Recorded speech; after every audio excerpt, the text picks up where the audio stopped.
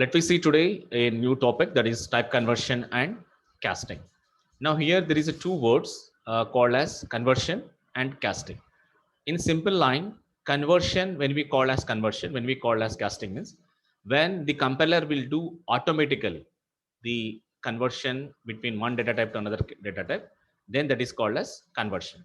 When the compiler is not doing automatically, we are doing manually the converting between one data type to another data type, then it is called as casting. Doing automatically is called as conversion. Doing manually is called as casting. Conversion, that is automatic conversion, also called as widening.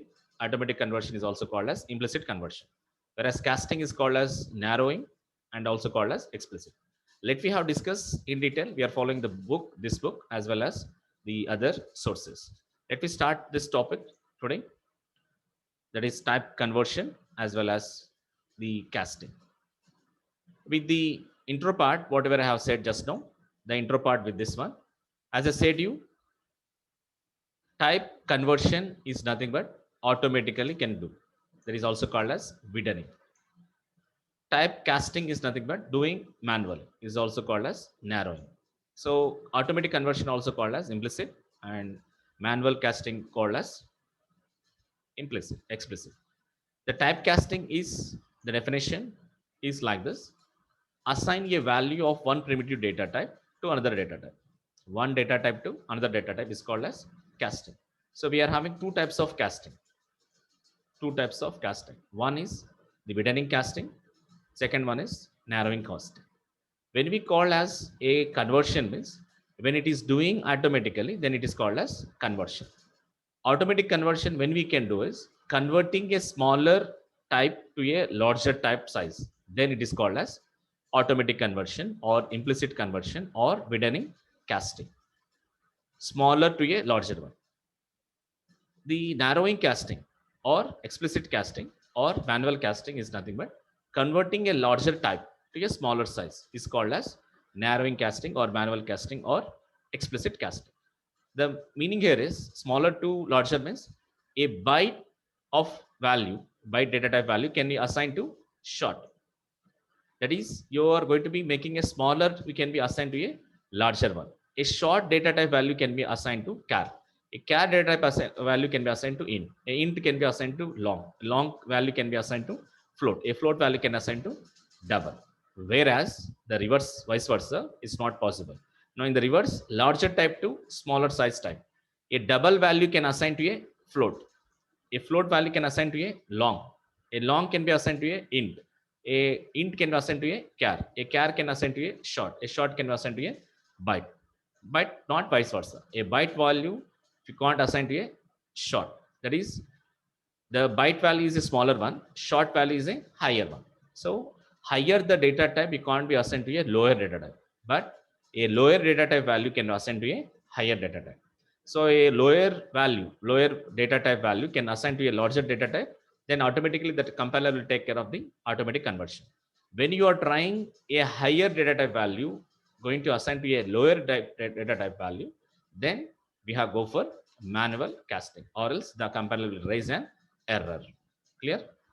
Now let me see in detail about all this one after the other. Now when the see the points over here, it is talking, the points talking about when one type of data is assigned to another type of variable, an automatic type conversion will take place. And also it has satisfied the two conditions. One is the two types are compatible, both are integer, both are float, both are the char, both are the same data type, it's okay.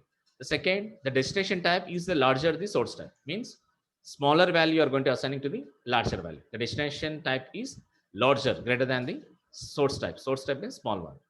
When these two conditions are met, then we are going to calling as a widening conversion take place. Nothing but automatic type conversion or implicit type conversion. Let me have a see one small example where it is going to be talking about the widening. See the example. Here in this example, I am going to creating a class called as simple, and I am calling a method main. And now I'm assigning a int, initializing int a equal 10 and float f equal to a. Now a is a integer type and f is a float type. Now a lower value, lower data type, I'm going to be assigning lower data type value assigning to a higher data type. That is, a is going to assigning to f. So when you are displaying a, When you're displaying F, when you're displaying A, the value output is 10. When you're displaying F, the value is if A value, that is integer, you are assigning the float, it is a 10.0, it will be gives that. Because your lower value, you are going to assign it to a higher. Here, there is no any explicit type conversion. There is no any extra things which is required. Automatically, the compiler will assign this. This is done automatically. So that's why it is called as hidden. That is implicit conversion, right? So the output is look like this. The output of this program is 10 and 10.0. Okay. Now, when you come the another points you have to remember, the another points you have to remember here is for widening conversion, that is for this widening conversion, the numeric types, including the integer and float types, are compatible to each other. Because when you see the division of the data types, primitive, non-primitive, again primitive divided into the Boolean, and is going to have a numerical. Now, when you divide into this one, numerical, again in the numerical is a char and the integral. So in integral, we have the other categories. Boolean and char both are separated. Other or the rest of the 6 are in one category. Now, numeric types, including the integer and float, are compatible to each other. And one more point you have to remember, no automatic conversions from the numeric types to whether maybe for char or maybe for Boolean, because both Boolean and char both are not compatible to each other. So remember this point. Okay, so this will not be converting automatically. So Boolean, char not compatible to each other. The sizes are different, and no automatic conversion between a numerical. Numerical means what? To a integral to a char, that is integral to a Boolean. It's not possible. Now the next second way of the topic is explicit conversion or narrow type conversion or manual conversion. Now the question here raises that when we are going to be converting, creating a conversion between two incompatible, when we have a two compatibles, then the first one, widening is there, automatic conversion will take place. When we want to convert between two incompatible types, then what to do? We have to apply explicit typecasting. That is nothing but narrowing. That is nothing but the not automate, narrowing or explicit or manual. So the syntax for explicit type conversion is target type within the parenthesis. Within the parenthesis, we have to mention the target type followed by value. There is no space. Target type within brackets, we have to mention the target type followed by value. So whatever the value we want to be converted into the destination, that is in the target type, it will convert this value into this target type. So this is how we can do explicit type conversion. Let me see one example how this narrow typing or explicit type conversion or manual conversion is doing over here. In this example, if you observe carefully, in this example, I'm creating a class called simple and I'm calling a method main. Now I'm assigning float f equal to 10.5. 10.5 f, it is going to assign to f. Now, when you are assigning a higher data type to a lower data type, then it is compile time error. Already we have seen that, right? Now to do that one, we are going to be to avoid the error, to rectify the error, we are using explicit type conversion. What is the syntax we have saying? F is a float value. Now this value I want to convert into integer. So how to mention within the parenthesis, whatever the target type you want to convert, that has to mention within the parenthesis, followed by, within there is no space, followed by the value. It will convert the 10.5 into integer. That is, it gives 10. So this 10 value we are going to be compatible, assigned to a compatible data type, that is integer, int a. So when I am displaying f, it gives the output as 10.5. When I am displaying the a, it gives the output as 10. So like this, we are going to doing the type conversion. Okay, hope you understood this. Next, we'll talk about a little bit more, a very important topic, that is overflow. It is not in our syllabus, but for interview point or for more understanding, let me try to understand this overflow. Overflow means what? When the size of actual size, it is not fit the coming data. For example, the size of the lift, maybe it's a 5 members. It is going to lift for any apartment, 5 members. If it is exceeding above 5 members, or the size of the lift is exceeding, it is a capacity is 50 kgs of that lift will be lifted. If it is a 60 kgs or more than 5 members are there, then it is called as overflow.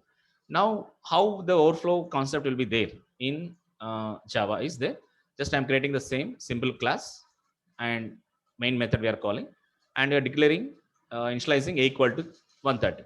Now I'm doing here explicit type conversion, assigning 132 byte. 132 byte. Byte means it is a size is 8 bits, 1 byte equal to, that is minus 2 power of 7 to plus 2 power of 7 minus 1. 2 power of 7 means what? 128 minus 128 to plus 127, right? This is a range, right? So when it is exceeding 130 is exceeding to 128, that is minus 128. Once it is 127 is exceeded, what we'll do is it will be the picture comes from the negative values. The range is what? Minus 128 to plus 127. Agree? That is minus 128 to plus 128. Sorry, 127. This is the range, right? Because it starts from 0. 2 power of 7 means what? There is 8 bits. It starts from 0 to 7, right? 2 power of 7. 2 power of 7 means what? 128. So minus 128 to plus 127. Once it is 130. So once plus 127 is over, it will come back to here. It will come back to here. So it come back to the it will start from 127, 120, 128, 120 minus 127. This 128. It starts from another 126. Like this, it starts, right? So once it is reaches to 127, it again goes to where 127 is completed. 130 minus 127, it is again 3 values are there. Again the loop comes from again the rotation will comes from starting. What is the starting value of byte? It starts from minus 128. This is 128 minus 128 is 127 completed. How many values are left it again to reach 130? Again 3 more values are there. So 1 minus 128 minus 127 minus 126, that will be assigned to this one. So 130 minus 127, 3 more values are there. Again it's not goes to the range, it is exceeded, it's overflow the range. Now again the come back to the first position. The first position is 127, 120, 128 minus 128. This is one value is, that is it is 1 minus 128 means 128 means what? After the 1 plus 128, it is a plus the count actually 127, 128 this is 129, 130. So 130 value, when you are converting this one, the value will be assigned minus 126 here. Now when you display a value, it is a 130. When you display b value, it is a minus 126. Now see, again we are initializing I value as 257 and double d value as 323. Now it is again, it's a double. Again it's a double of that. Double of this means what? 128, 128. That's a 256 is exceeding. So for this, what it is doing is this, for it is exceed for 256 is a cross.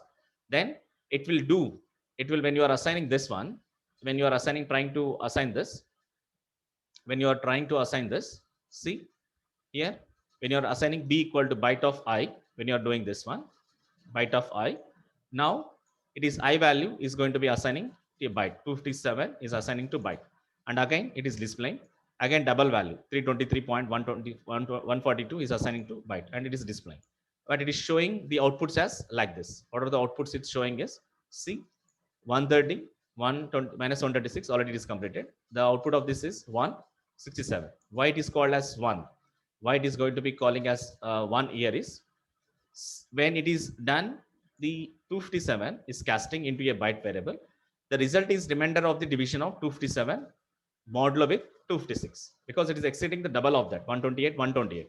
So it is taking 256 and it will do the modulo for this. So when you are performing 257 modulo 256, what is the remainder? 1.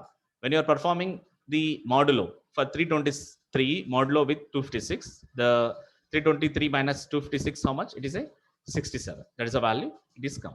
So when it is crossing 256 the values, then it will be perform modulo operation. When it is below 256, when it is below the 256, it is going to be doing, just now has shown you, right? Once it is completed plus 127, it again come back to the first minus 128, minus 127, minus 126, like this is again come back. So if it is the value which is you are going to be exceeding to the 256, it will perform modulo for byte. If it is less than the 256, it's go for the rotation base, the values. Okay, so this is how the overflow concept will take place. So in this class, what we have discussed is type conversion and type casting. Simple conversion, nothing but automatically can be done. It's called as conversion.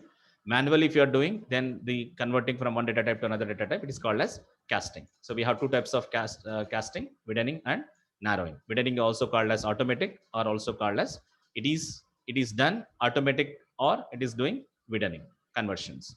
Now narrow is called as explicit, and also called as the manual typecasting. These are the examples we have seen it. And one more topic is not in civil, but for your understanding the overflow concept. Okay, so that's about the type conversion and type casting.